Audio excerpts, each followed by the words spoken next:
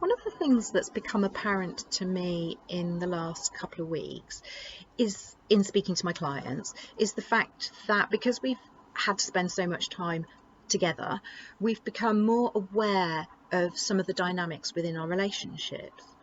And one of the things that people have been saying to me is that they've become aware that their reaction or response to their other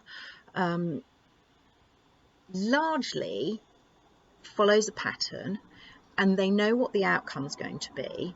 And even if the outcome isn't helpful to them or to the situation, there's a sense of a conditioning or it's habit to behave or respond in the way that they do, and that can lead to additional friction, and it can show up the cracks in our relationships. So because it's becoming greater in our awareness, we're given an opportunity to understand what our processes are that lead us to behave in that way, because there's more to it than just habit. The habit was formed for a reason. So it could be that the habit was formed as a protection against danger, or because of a fear of a consequence. And it may be something that started really early on in life, not in the current relationship, but in earlier relationships with your significant others at the time, so probably parents or mainly your primary carers. And we learned very young that in order to make sure that our needs were met by our primary carers, that we had to fulfill certain roles. And so it becomes an unconscious process because it's been ingrained for so long, and it repeats itself.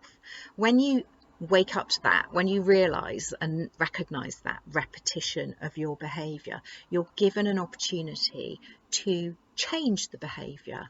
Now, for some people, that's quite fear-inducing, because the consequences of changing the behavior, sometimes they know, they predict what the outcome's going to be, and it's not going to be pleasant.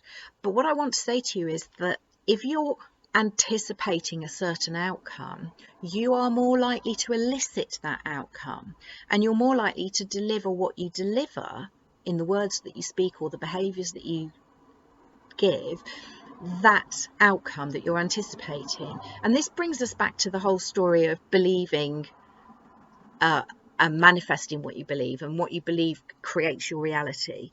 And so if you want to change the dynamic in a relationship, you've got to think about what reality you want to have in that relationship.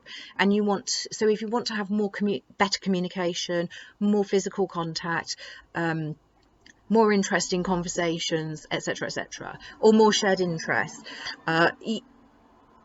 you've got to think about what you want and how you're going to achieve it. And you've got to try and put yourself into the shoes of the other person and think about what they're hearing when you're speaking, because sometimes what they're hearing when you're speaking isn't what you're wanting to actually portray to them, because for them there is also the history and the conditioning and the anticipation and the expectation.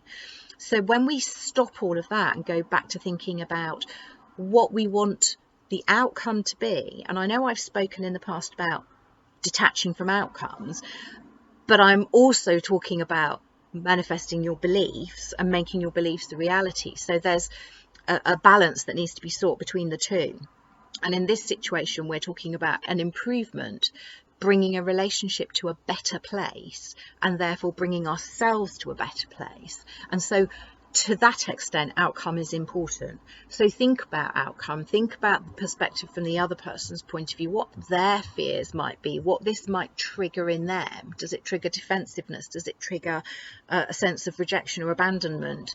If it might be doing that, then just all you have to do is be creative with your language and reframe your words so that you're delivering it from a place of loving kindness and from a place of considering how it will be received, and bringing an expectation of it being received in a positive way, because then it's more likely to be a positive reception.